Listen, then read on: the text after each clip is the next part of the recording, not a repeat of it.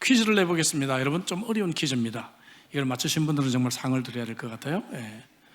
미국에서 이 치킨 레스토랑으로 가장 많은 매출을 기록하고 있는 업체가 어디일까요? KFC. 다들 KFC라고 생각을 하고 있습니다. 그러나 틀렸습니다. 칙필라라고 하는 곳입니다. 칙필라는 미국의 한 40개 주에서 2,800여 개 매장 갖고 있는데요, 닭가슴살 샌드위치, 또 치킨 너겟 이런 것들을 판매하는 곳입니다. 굉장히 완고한 기독교 전통을 고수하는 업체라서 외식 업체로서는 드물게 일요일 날 문을 닫습니다. 전 매장이 문을 닫는 조건으로 프랜차이즈를 허락하고 있습니다. 이 칙필라보다도 훨씬 더 많은 매장을 가지고 있고 일요일 날 많은 매출을 기록하고 있는 KFC하고는 비교할 수 없는 그러한 매출을 이제 올리고 있습니다. 이해가 되지 않아요. 작년 매출이 190억 달러 정도 되고요, 순수익만 64억 달러 정도 되는 치킨 레스토랑은 물론이거니와 이 패스트푸드 이 체인점에서는 맥도날드와 스타벅스 다음으로 3위로 당당히 이제 매출을 올리고 있습니다. 특별히 모든 이 식품업체들이 코로나 바이러스를 지나면서 매출이 많이 떨어졌는데 이 업체만은 매년 10% 이상씩 성장을 거듭하고 있습니다. 자, 이 칙필라의 창업주가 현 회장의 아버지 세뮤얼 추렛 케이시라고 하는 분입니다. 이 사람인데요, 이 사람은 기독교 신앙의 힘으로 자수성가한 대표적인 미국의 기업인으로 알려져 있습니다. 2014년에 93세의 나이로 하나님의 부르심을 받았습니다. 네, 여러분, 이런 그 매출뿐만 아니라 이 사람은요, 모범적인 그러한 기업인으로 사내복지라든지 자선이라든지 기부라든지 이런 면에서 정말 많은 사람들에게 존경을 받는 경영인입니다. 이 사람은 1921년에 가난한 집에서 태어났습니다. 불행하고 참으로 힘들었던 어린 시절을 보냈습니다. 몇 년 뒤에 1929년에 세계적인 경제공황이 찾아왔을 때 자기들의 가족의 작은 농장은 빚더미로 넘어가게 되었고 생계는 어머니가 책임져야 됐었습니다. 8살 때 그는 자기 집 앞에 조그만 테이블을 올려놓고 코카콜라를 팔았는데 6병들이 한 박스를 겨우 팔아서 25센트를 남겼다고 합니다. 신문 배달이라든지 안 해본 일들이 없었습니다. 1935년 그가 20대 때 그 가족은 주정부가 극빈자 공공주택을 위해서 만든 집인데요, 월세 월에 67달러를 낼 돈이 없어서 그곳에서 쫓겨나서 판자촌으로 이사를 해야 됐다고 합니다. 당연히 학비가 없어서 대학도 가지를 못했고, 그가 어머니가 눈을 감고 있는 모습은 어머니가 관 속에 있을 때가 유일했다고 합니다. 그 정도로 어머니는 잠을 자지 않고 계속해서 생계를 위해서 많은 노동을 해야 됐다고 합니다. 그럼에도 불구하고 그는 12살 때 하나님을 나의 하나님으로 확실하게 믿고 확실한 신앙인으로 살았다고 고백을 해요. 광야와 같은 어린 시절에 하나님을 인격적으로 만나고 그 하나님의 약속을 믿고 신앙 안에서 성공적인 인생을 살게 된 그러한 사람이죠. 오늘 본문에 나오는 야곱도 이야기가 비슷합니다. 어린 시절 광야의 돌베개의 이야기를 오늘 읽었습니다. 오늘 본문 우리가 잘 알죠. 10대 티네이저 야곱이 형님 에서를 따돌리고 아버지를 속이고 축복을 도적질하고 난 뒤에 집을 떠나 외삼촌 라반의 집으로 이제 가고 있었습니다. 에서는 야곱을 죽여버리겠다고 날뛰고 있고 야곱은 매우 불안한 심정으로 여행길을 떠났던 것입니다. 야곱은 에서처럼 밖으로 다니던 사람이 아니고요, 어쩌면 어머니를 도와서 딸처럼 그렇게 살림을 함께 했던 그러한 사람이었을 것 같아요. 그래서 어쩌면 난생 처음으로 이렇게 먼 거리 여행을 해보았을 것입니다. 이런 당시 여행은 지금하고는 너무나 틀립니다.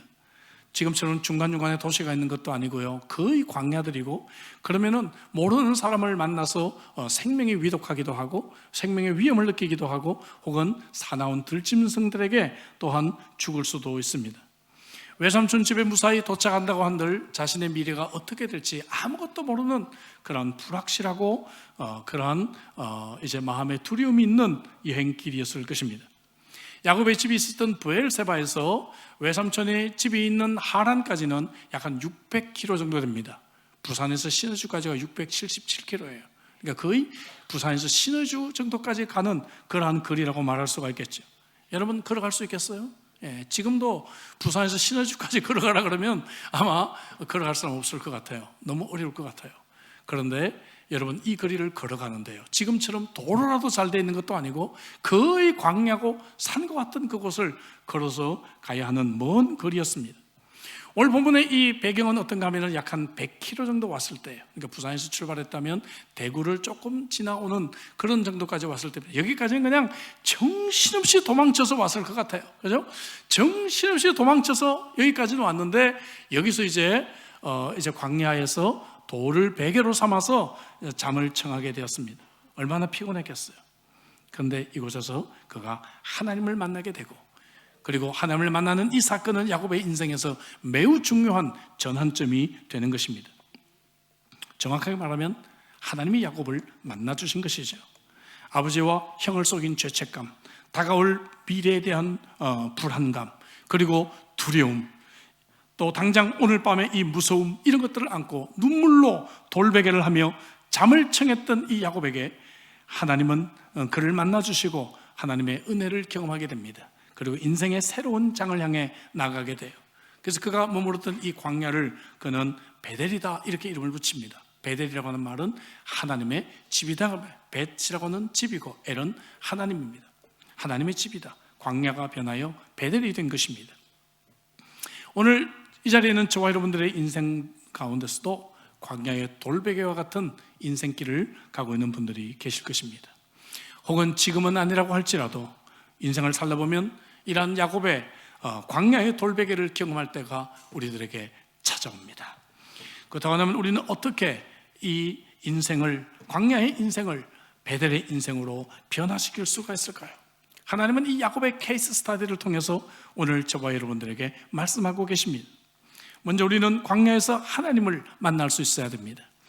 하나님은 광야에서 우리를 만나주시는 하나님이신 줄로 믿습니다. 우리를 만나주시고 자신이 누구인지를 알려주십니다.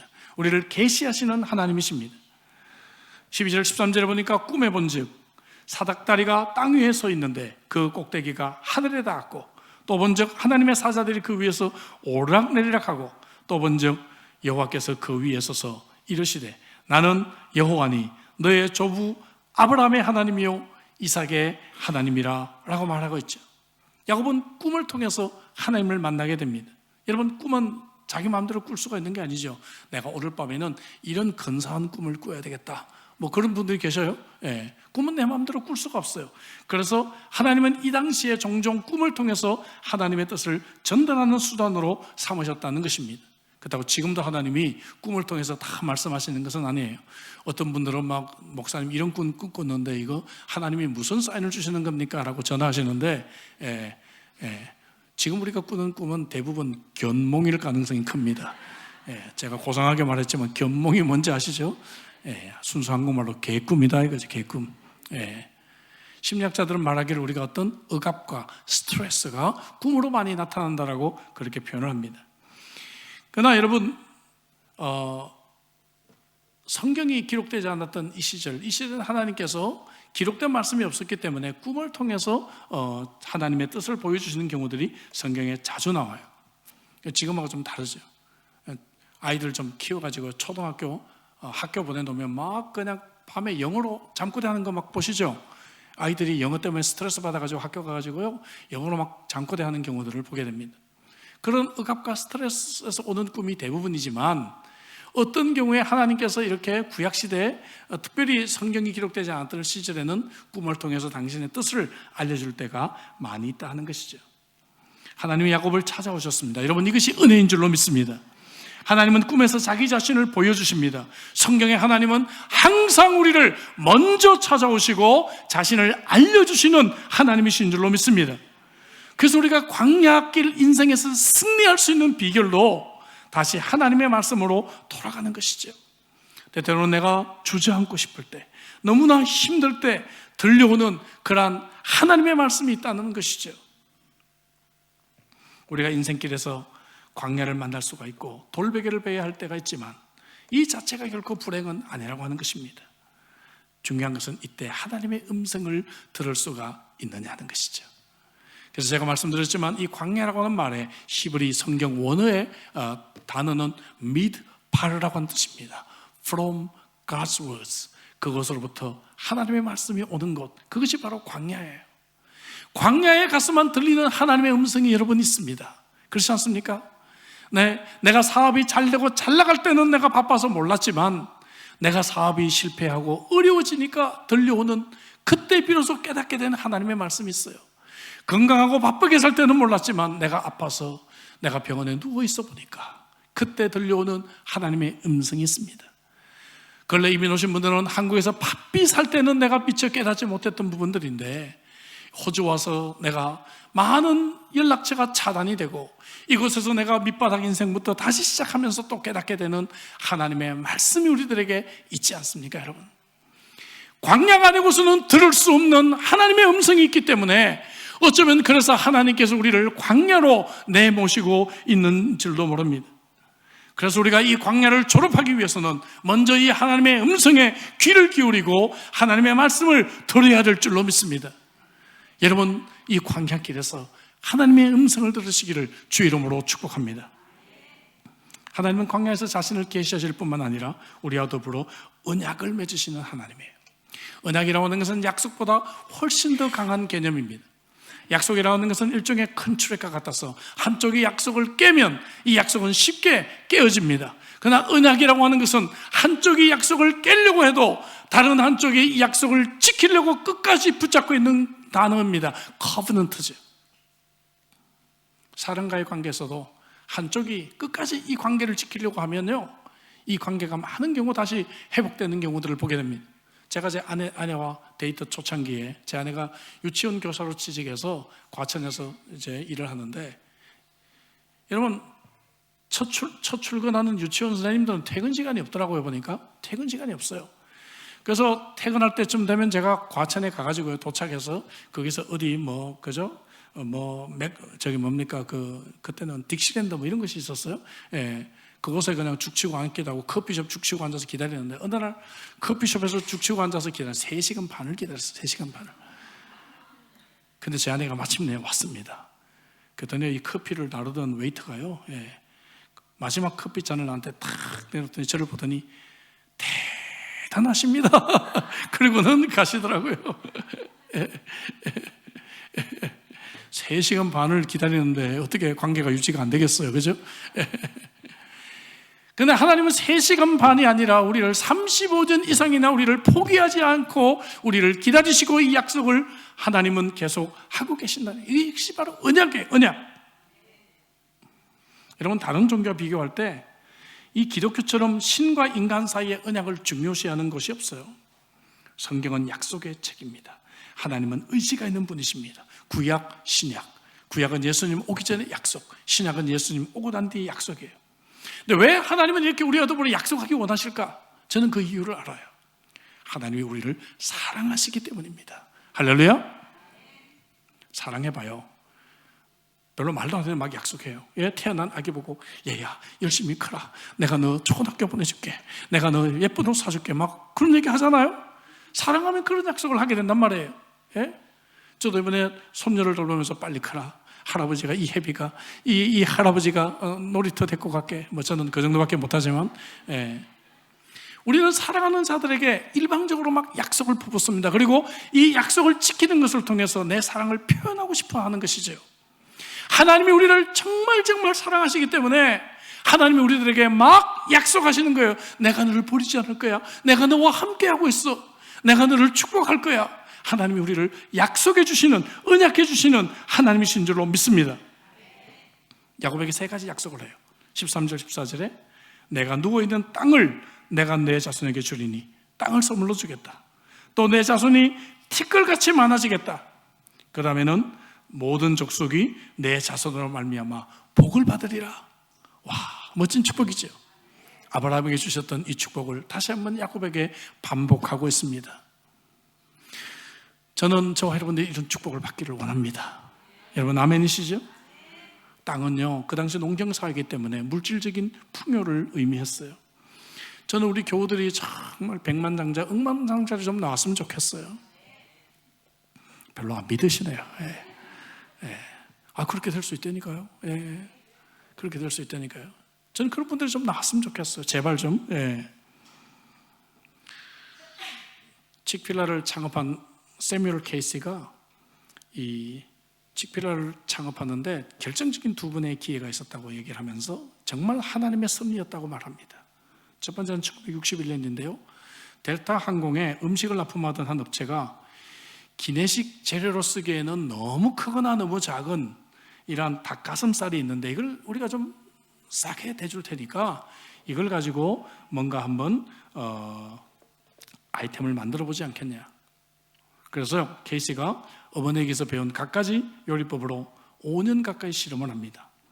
더러는 자기가 운영했던 그때 작은 식당의 메뉴를 올려서 손님들의 반응도 살펴봤다고 합니다. 그렇게 만들어진 게 바로 뼈 없고 껍질 없는 오리지널 닭가슴 샌드위치였어요. 지금 생각하면 참 시대를 앞서갔죠. 닭가슴살이 얼마나 건강에 좋다고 좀 알려져 있습니까, 근래는?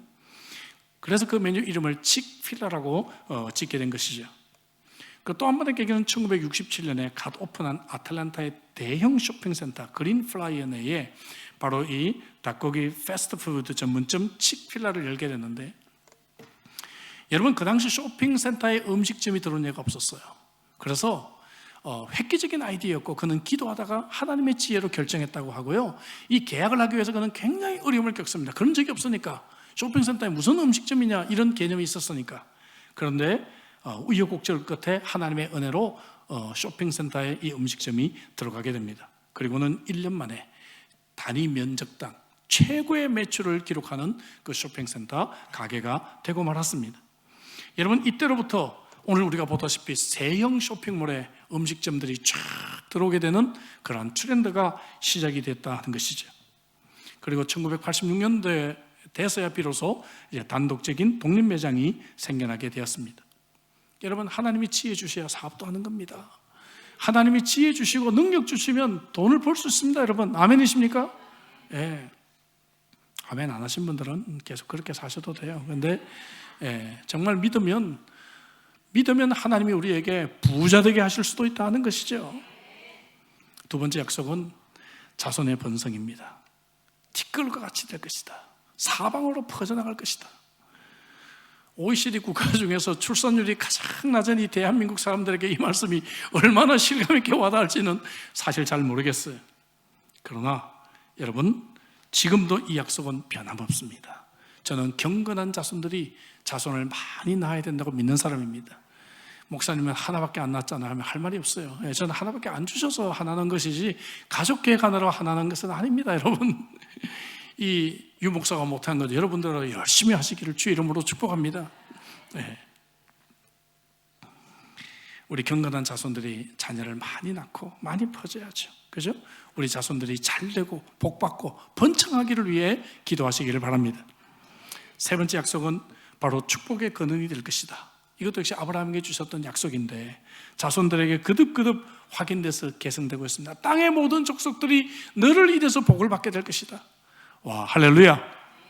그래서 저는 선교지 갈 때마다 비행기가 착륙하기 전에 이 기도를 해요. 하나님, 정말 이 땅이 우리의 이 작은 방문을 통해서 복을 받게 하옵소서. 얼마나 멋집니까? 저희가 우리 로컬 처치를 개척하면서도 우리 그렇게 기도했잖아요. 하나님, 이 로컬 처치를 통해서 호주에 있는 정말 수백 개의 인종들이 축복을 받게 하옵소서. 축복의 통로가 되게 하옵소서. 우리는 그렇게 기도하는 것이죠. 다시 칙필라 얘기로 잠깐 돌아가면요, 칙필라는 서론에서 잠깐 언급했듯이 직원들과 사회에 매우 책임 있는 기업으로 알려져 있습니다. 대부분의 이제 기부하는 사람들이 주체할 수 없을 만큼 돈을 벌고 난 뒤에야 돈을 좀 내놓기 시작하는데, 이 업체는 순수익이 생겨날 때부터 프랜차이즈 사업 성공 초기인 1973년부터 바로 사원 장학 프로그램을 만들어서 자기 회사에서 일하는 청년들을 대학 보내는 프로그램을 했습니다. 그래서 지금도 1년에 200만 달러 정도를 정말 이 프로그램에 투자하고 있습니다. 뿐만 아니라 1984년부터 원세이프 재단을 만들어가지고 원세이프 홈, 이거는 뭔가 하면 고아들에게 가정을 만들어줘요. 가정을 만들어줘서 많은 고아들이 정말 그냥 보조를 해주는 것이 아니라 양부모 밑에서 자랄 수 있도록 하는 프로그램들을 계속하고 있고요. 또 1985년부터 원세이프 캠프를 통해서 1년에 18,000명이 이 프로그램을 통해서 깨어졌던 가정이 회복되고, 방황하던 청소년들이 마음을 잡고요, 혹은 앞으로 진로에 여러 가지 고민이 있었던 청년들이 새로운 길을 찾게 되는 이러한 멋진 프로그램들을 지금도 계속하고 있습니다. 그는 2002년에 출간한 자서전에서 이런 고백을 합니다. 거의 매일 매 순간 우리는 누군가에게 뭔가를 나눠줄 수 있는 기회를 만난다. 우리의 시간을 줄 수도 있고, 우리의 사랑을 줄 수도 있고, 우리 자신을 줄 수도 있다. 나는 아무 조건 없이 뭔가를 나눠줄 때 큰 기쁨을 느낀다. 할렐루야. 하나님의 말씀을 듣고 그 말씀대로 살면서 하나님의 약속을 붙들고 있는 자들은 이렇게 여러분 다른 사람들에게 축복이 될 수가 있는 것입니다. 저와 여러분들의 인생도 다른 사람들에게, 수많은 자들에게 이렇게 축복의 통로가 될 수 있기를 주 이름으로 축복합니다. 저는 우리 교회에서 자라는 다음 세대들을 통해서 정말 온 세상이 축복받기를 위해서 기도합니다. 여러분들의 자녀를 위해 기도할 때도 그렇게 기도하십시오. 우리 자녀를 통해서 정말 세상에 많은 사람들이 복을 얻게 하옵소서. 할렐루야. 그렇게 기도하시기를 바랍니다. 하나님은 이 언약이 이루어지도록 세 가지 보조적인 약속을 하십니다. 15절을 같이 한번 읽어보도록 하죠. 다 같이 우리 15절 크게 읽습니다. 다 같이.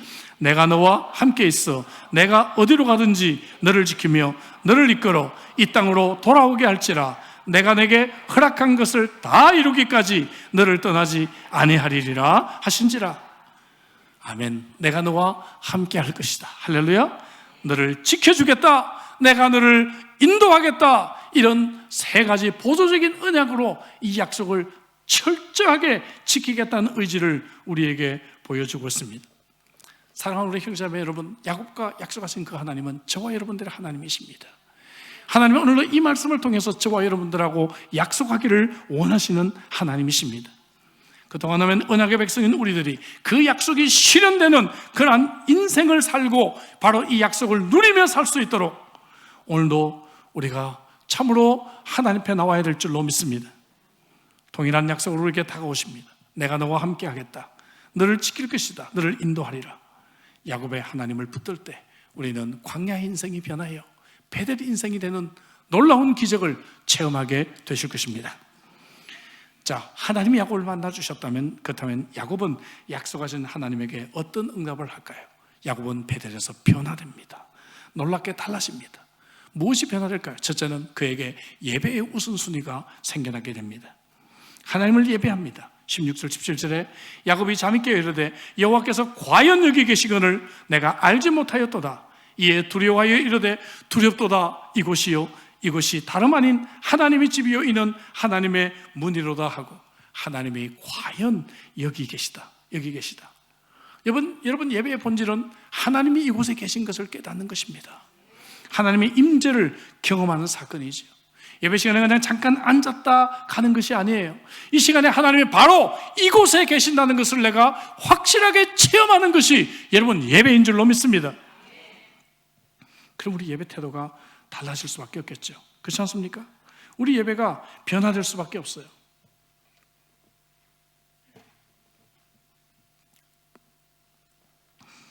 야곱이 그래서 뭐라고 얘기합니까? 두렵도다. 하나님에 대한 경외심이죠.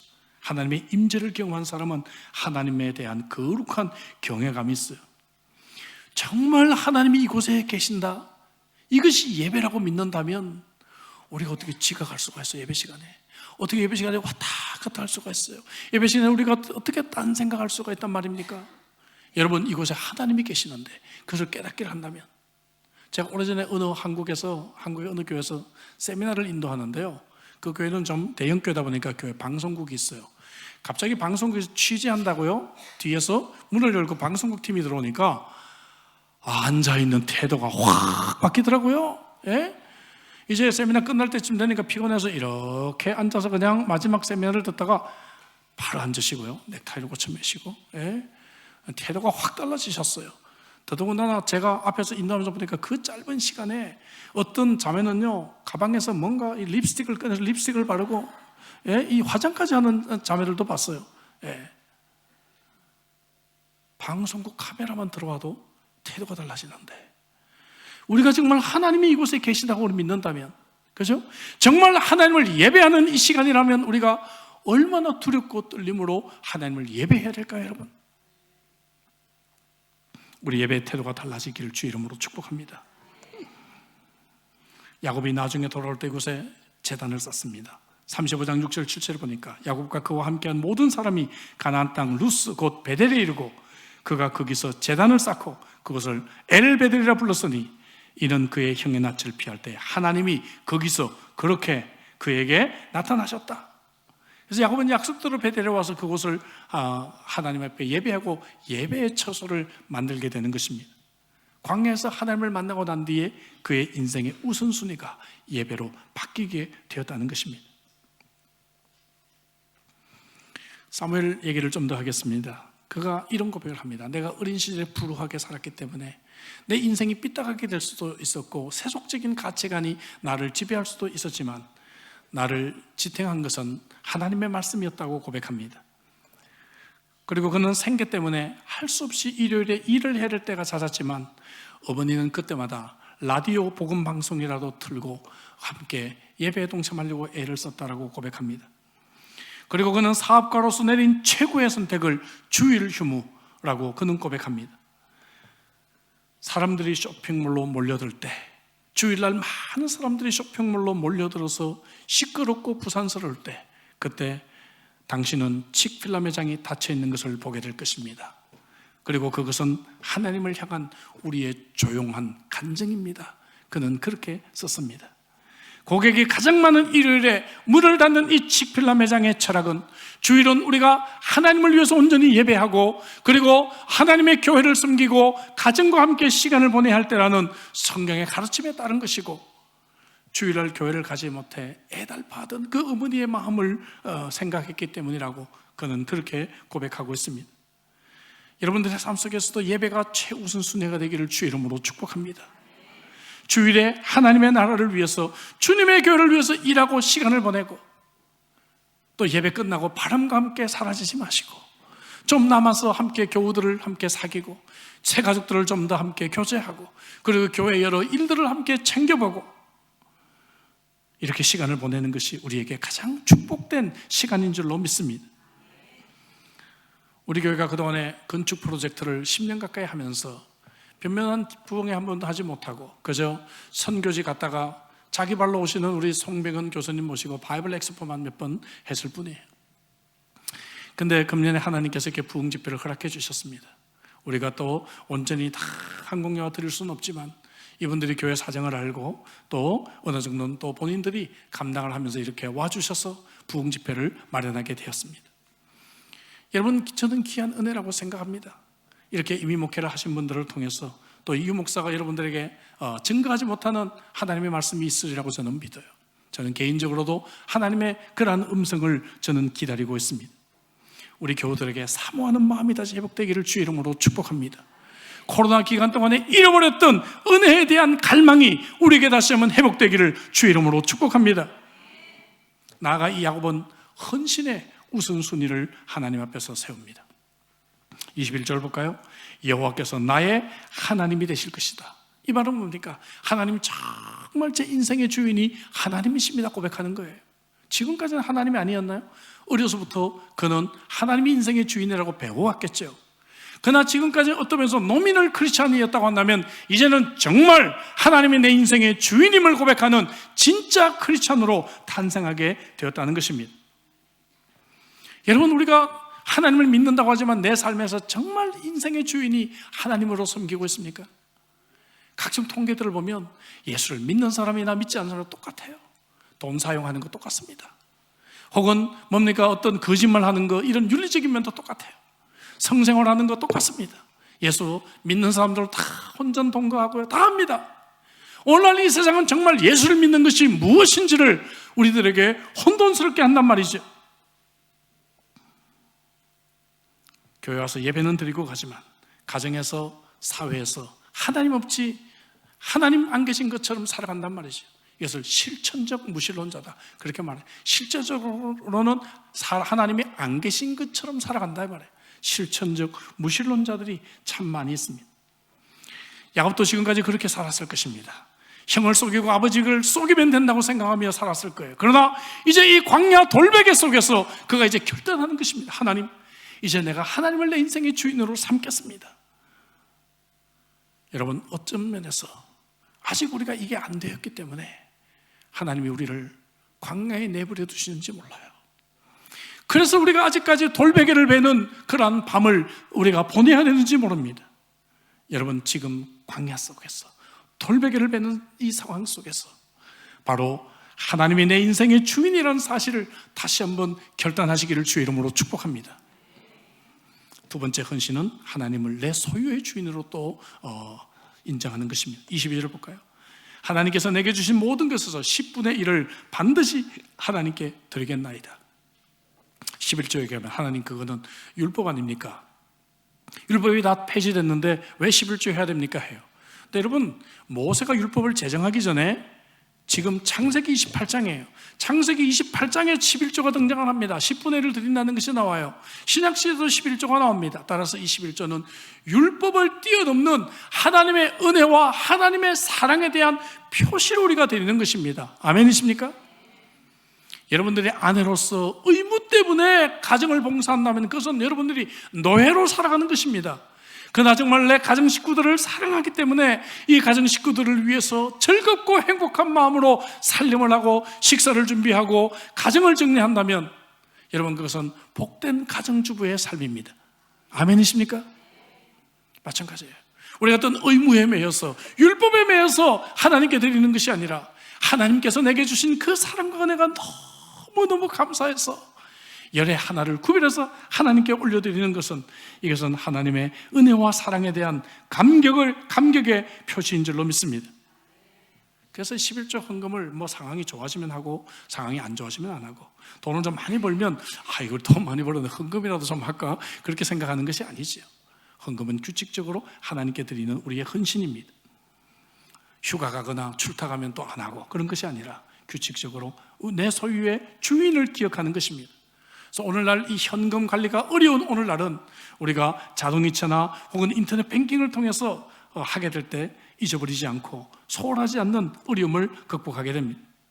저희 교회를 보면 우리 청년들이 11조를 참 잘해요. 얼마나 이쁜지 알 수가 없어요. 우리 작년보다 더 잘해요. 작년들. 우리 청년들 참 11조를 참 잘해요. 그래서 저는 우리 청년들이 정말 앞으로 하나님이 크게 쓸 인물들이 되겠구나, 저는 정말 그렇게 기도하고 있습니다. 제가 짧지 않은 목회 생활을 통해서 확실하게 제가 여러분들에게 말씀드릴 수 있는 것은, 하나님의 것을 잘 구별할 때 하나님은 복을 주십니다. 이 친구 보니까 되네, 더 많이 맡겨줄 수 있겠구나, 더 많이 맡겨주시는 거예요. 여러분, 사역도 바쁜 사람에게 일을 맡겨라, 우리는 그렇게 얘기합니다. 교회에서 놀고 있는 사람 일을 맡기면 일이 안 돼요. 그런데 바쁜 사람에게 일을 맡기면 이 사람은 시간을 또 어떻게 조정해서 그 일을 또 충성스럽게 합니다. 바쁜 사람에게 일을 맡겨야 돼요. 그런 것처럼 여러분, 우리가 하나님의 것을 구별하고 헌금할 때 이 사람은 경제생활에 여러 가지 지혜를 얻게 되고 더 하나님께서 축복해 주시는 것을 보게 되는 것입니다. 야곱은 많은 약점이 있었습니다. 우리가 알다시피 그는 참 속임수가 있었고 약점이 있는 사람이에요. 네, 여러분, 하나님은 우리의 약점을 보시지 않고 우리의 강점을 보시는 하나님이신 줄로 믿습니다. 사람마다 얼마나 약점이 많아요. 저도 약점이 참 많은 사람입니다. 제 멘토에서는 오카노 목사님은 심지어 제 이름이 한흠 아닙니까? 한없이 흠이 많은 사람입니다, 이렇게 고백하시곤 하셨습니다. 그런데 하나님은요, 우리의 강점을 보시고 우리를 사용하십니다. 여러분들도 사람을 보실 때 여러분 장점을 보시기를 주의 이름으로 축복합니다. 야곱의 장점은 영적인 민감성이었어요. 하나님의 이 약속을 받을 때 그는 즉각적으로 응답합니다. 그리고 그 약속을 붙들고 결단합니다. 우리도 이거는 할 수 있잖아요. 우리가 오늘 이 하나님의 말씀을 듣고, 하나님, 내가 오늘 정말 내 인생의 주인을 하나님으로 삼겠습니다. 야곱처럼 내가 예배가 우선순위가 되겠습니다. 야곱처럼 내 소유의 우선순위가 누구인지를 오늘 정하겠습니다. 이런 결단을 할 수가 있다면 하나님은 여러분들을 야곱에게 주셨던 이 놀라운 축복의 약속으로 여러분들을 이끌어 주실 줄로 믿습니다. 마지막으로 칙필라 얘기를 한 번 더 하겠습니다. 사실 이 칙필라가 세계적으로 유명하게 된 것은요, 이 매출이 높아져서가 돼요. 이 매출 높아져, 이런 건 일반 시민들이 잘 몰라요. 예, 여러분들도 다 틀렸잖아요 오늘. 예. 근데 유명회등에서 동성애 합법화를 반대하는 재단을 계속해서 기부하면서부터예요. 그 뒤로 소위 유명한 사람들, 정치인들 이런 사람들에게 공개적인 비판을 막 받고 공격을 받게 됩니다. 그의 아들 현재 회장인 댄 케이시는 2012년에 드디어 공개적으로 그는 동성애 결혼을 반대한다라고 밝히기도 했어요. 그러자 게이 인권단체들이 들고 일어나서 칙필라 매장마다 앞에 서가지고 항의 시위를 벌이고 불매운동을 막 전개했습니다. 뿐만 아니라 여러분 진보 진영 정치인들, 대학가들 함께 가서요. 레즈비언 뉴욕시 의회 의장이었던 크리스틴 퀸은요, 뉴욕에 단 하나뿐이었던 뉴욕 대학교 내에 구대에 있었던 칙필라 매장에 철수를 요구했고, 보스턴 시장이었던 토머스 매니는 보스턴 시내에 매장을 허락하지 않겠다고 공언을 하면서 지금도 보스턴에는 이 매장이 없습니다.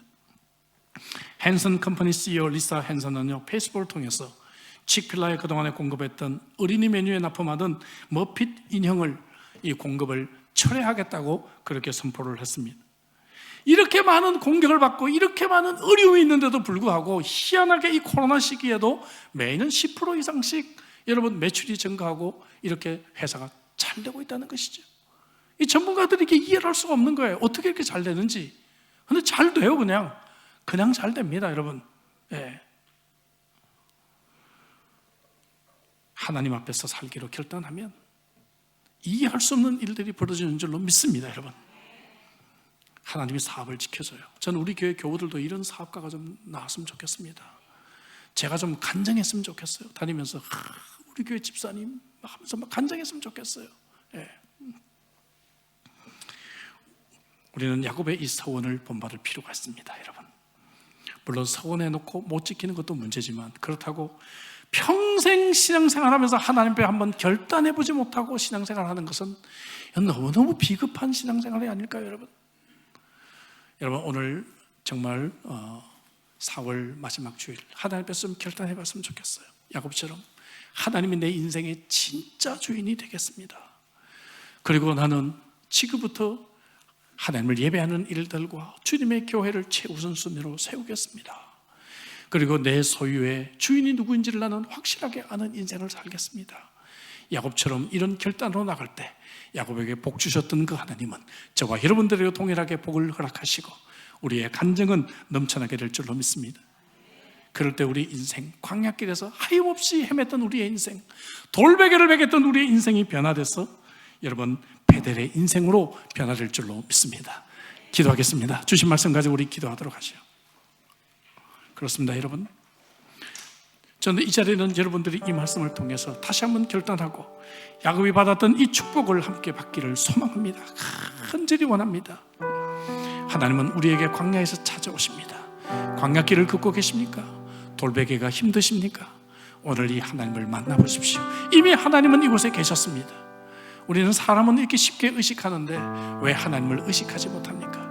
이곳에 계신 하나님을 만나십시오. 그리고 그 하나님의 말씀을 들으십시오. 그리고 그 하나님과 더불어 약속하십시오. 그리고 새로운 인생을 출발하시기를 주의 이름으로 축복합니다. 우리에게 이런 은혜가 있게 해달라고 같이 한번 결단의 기도로 나가겠습니다. 기도하시겠습니다.